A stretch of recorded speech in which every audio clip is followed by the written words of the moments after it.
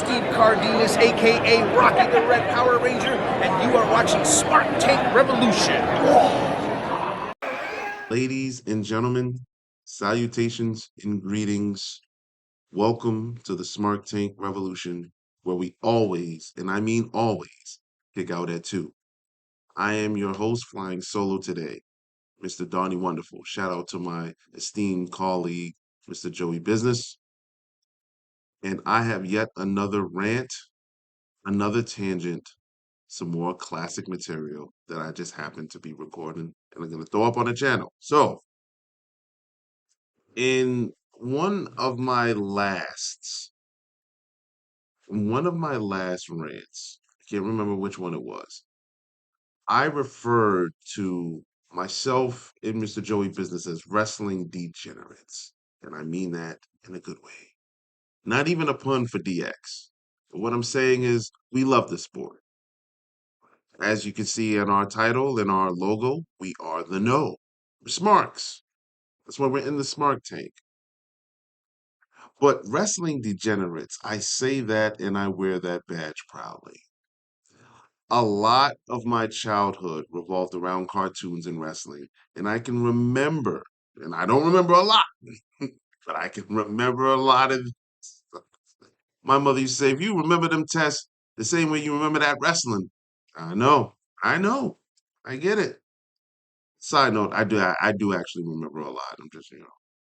But anyway, so I'm guessing that's what triggered my random thoughts because I started thinking back in the day about WCW and when I became a fan of WCW. And I was trying to trace that back without using the Google machine or trying to reference the internet for any specific years. But I want to say, I mean, I was really young, and I want to say around 1991, the end of 1991 or 1992. The very first thing I've ever saw and remembered that weighed on me heavily as a wrestling fan watching WCW was the Dangerous Alliance in their feud with Sting. And I remember at the time Paul Heyman was Paulie Dangerously. I remember Sting getting handcuffed to the guardrail.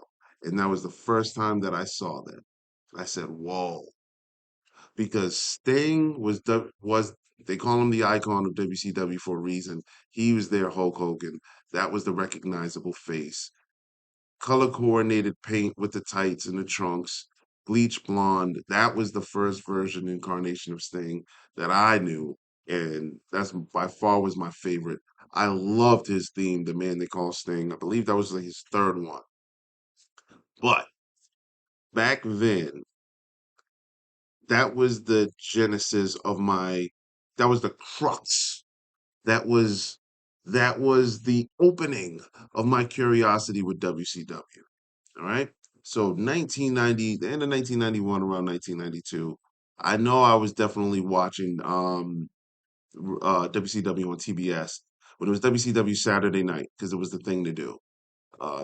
Especially in the winter when it's cold out, raised in Boston, New England, harsh New England winters. So you're not going to be outside that long when it gets dark because it's going to be 40 below. So I'd be inside and WWF at the time was Superstars at 1 o'clock here on the East Coast. And then from 1 to 2, you had Superstars, and then you had Wrestling Challenge from 2 to 3 on Fox. So 2 hours of WWF Saturday afternoon, and then Saturday evening at 6:05 on TBS.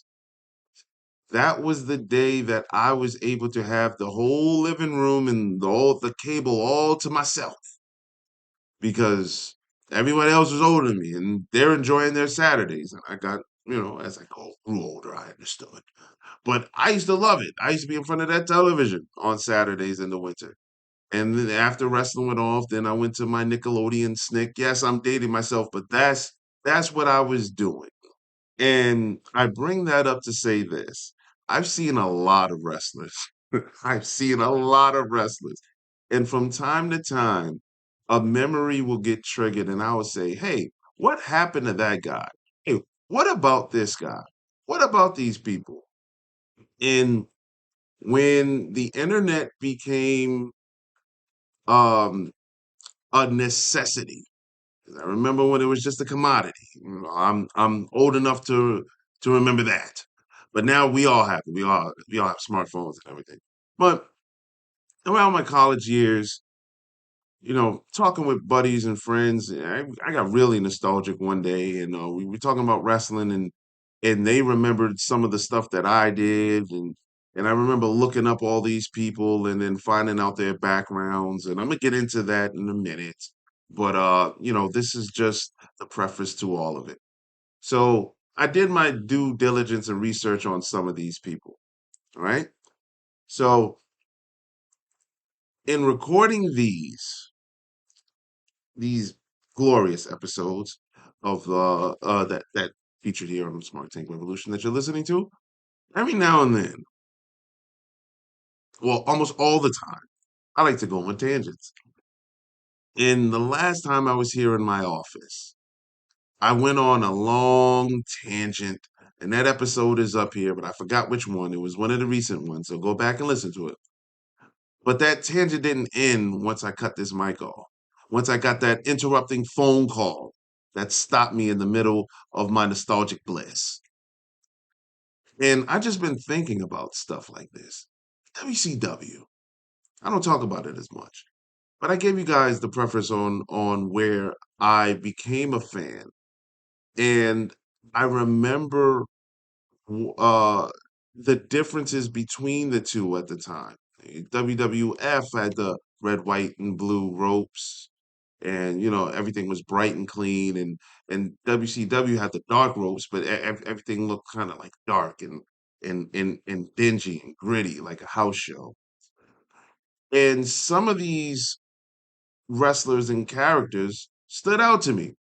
But I promise, if you weren't a wrestling degenerate, you won't know any of these people. You won't know any of them. So, if you don't know, actually, we like to go off the cuff here. And I like to talk to you like I'm talking to one of my friends. So I thought up about I want to say about five guys, five wrestlers that I'm pretty sure the masses have forgotten about.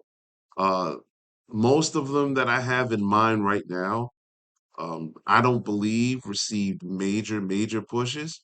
A few, or at least one of them I know, goes back to the territories, if not NWA time. But let's see what we can do. Let's see what you remember. So I'm gonna begin with mind you, I was very impressionable as a kid.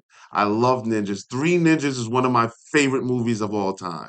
So whenever there was a ninja gimmick, I was gonna cling to it. And this one was Super Giant Ninja. I've never seen him win at all. And I believe Sonny Ono used to manage him for a short time. Super Giant Ninja was a glorified jobber, but he was like over 7 foot and he was in a ninja costume. They went to the was Target out then? It may have been Kmart. They went to the back. They went to the Kmart section, the costume section in Kmart around Halloween time, and they found a big costume of this big 7 foot whatever giant. Super Giant Ninja. I bet you don't remember him. And if you do, please leave it in the comment section. What do you remember? Who do you remember him jobbing out to? Super Giant Ninja was every bit of 7 foot, 300, almost 400 pounds. What I don't know. Google him. Actually, I'll probably leave his picture in the thumbnail. But Super Giant Ninja. Tell me you remember him. All right. How about this? Now, this guy I thought had a real like football stocky style body, but he was a mountain of muscle. Do any of you remember the Ice Train? WCW, the Ice Train. Now, Ice Train, Ice Train was he actually was on Nitro, and and he was featured a lot on WCW Saturday Night. And I remember when he was injured his arm was in a sling. And if you guys remember the episode of Nitro when WCW was spray painting the NWO's limo, you can see the ice train with a can of paint going, yeah, start putting WCW on it. So he was around during the invasion angle.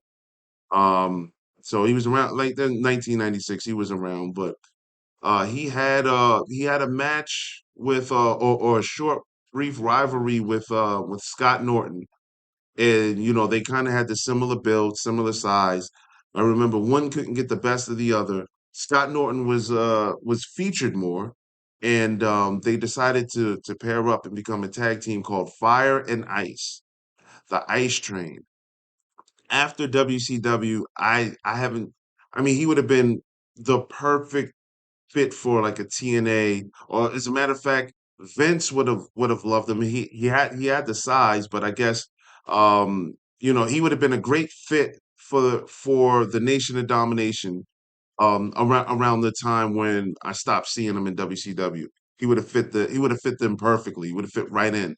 And I'm not sure if he was the Ice Train anywhere else, but you could have brought him in. Nation of Domination, the Ice Train, man. Like he was. I remember the Ice Train. Do you remember the Ice Train?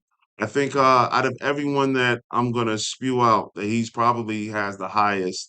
Um, he probably has the highest rate in terms of popularity. But, who knows? You guys let me know in the comment section. Let me know if you guys remember the Ice Train. So that was Super Giant Ninja, the Ice Train. The next guy I'm gonna mention, this was the first rapping gimmick that I seen. And the first time I saw him, this was WCW Pro, I think, and I think that used to come on Sunday. WCW Pro used to come on Sunday. It was WCW Pro or WCW Saturday Night. It was one of those shows. But his name, I never forgot about him. But in the spirit of the John Cena's of the world and the Max Casters, there was one that preceded them all. And his name was PN News. Yo, baby, yo, baby, yo. I remember watching him lose to Rick Rude. He challenged Rick Rude for the WCW World Heavyweight Championship. And I remember his rap, I'm going to take Rick Rude's title away. Oh, this is before Men on a Mission, all of that. This is 1993, I want to say. 1993, 1992, 1993, around that time, whenever Rick Rude was the champion. PN News, the backwards hat. I think he wore the singlet. I'm pretty sure he wore the singlet. This is all off memory. It's all freestyle, ladies and gentlemen. All off memory. He wore the singlet. I remember the backwards hat. It was hip hop in the 90s. Commercial hip hop, to appeal to the kids. Yo, baby, yo, baby, yo. It's PN News. PN News. Do you remember PN News?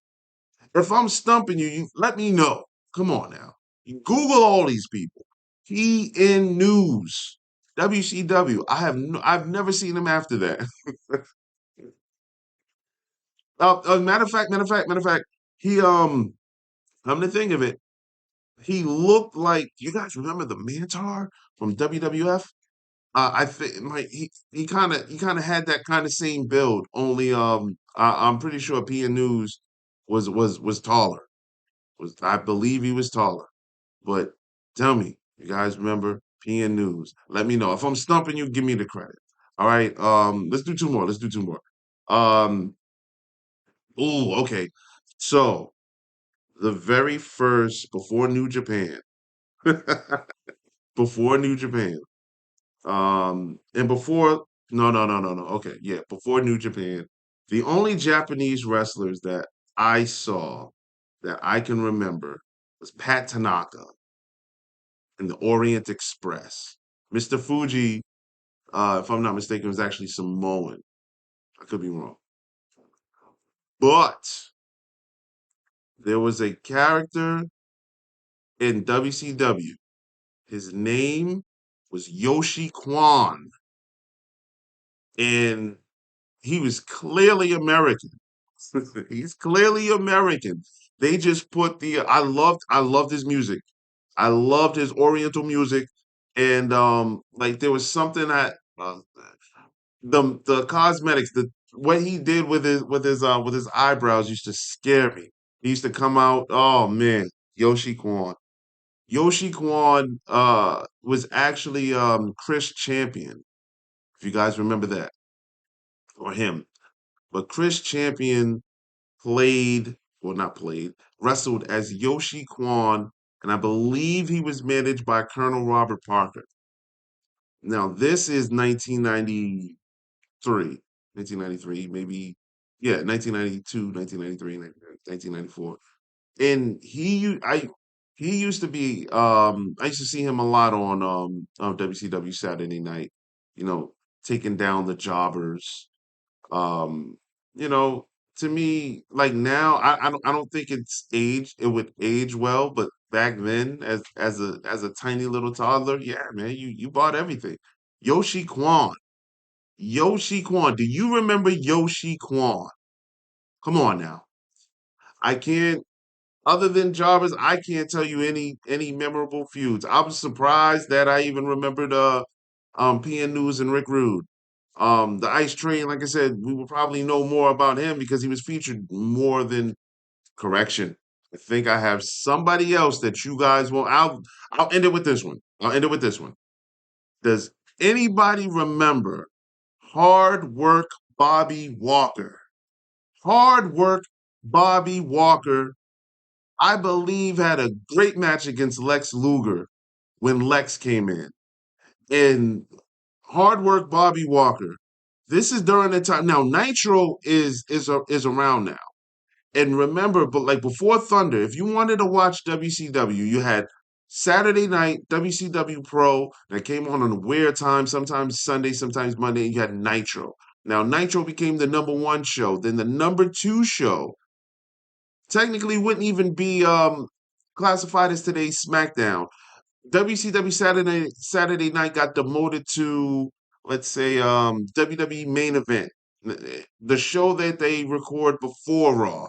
Nobody knows when or where it comes on. Let's be honest. Hard Work Bobby Walker was always on that show, and he was a great wrestler. To me, he had a style that resembled Elix Skipper. Mix him with Kofi Kingston. Bobby Walker was really, really, really good. I remember his theme music because I used to love his theme music. I used to love themes. So if you had a catchy theme, I remembered it. I remembered it all, and that's how I remembered you. And like everything, he used to come in with the robe. You know, kind of like your blue collar guy. You know, he had the fade. You know what well groomed, hard work Bobby Walker. I remember about 10 years ago or something, I remember reading up on him that that there was a lawsuit, a discrimination lawsuit filed against WCW. He is African American, so in anytime we're pulling the Rooney Rule or something like that, or hey, the NAACP got to get called. Hey, I stand with my people. Hard work, Bobby Walker. Do you guys remember hard work, Bobby Walker? Tell me if I stumped you. Let me know. Give me the credit again. Hard work Bobby Walker, Yoshi Kwan, PN News, yo baby, yo baby, yo. The Ice Train and oh man, who I saw? Super Giant Ninja. Begin with those five. Do you guys remember them? Let me know in the comments section. If I stumped you, let me know. I said that about 7 times, and I expect to stump at least the majority of you. So, unless you're wrestling savants and degenerates like us. But, anyways, thanks to our new subscribers. Thanks for listening to another tangent of mine and another rant. And we'll be back with the next one.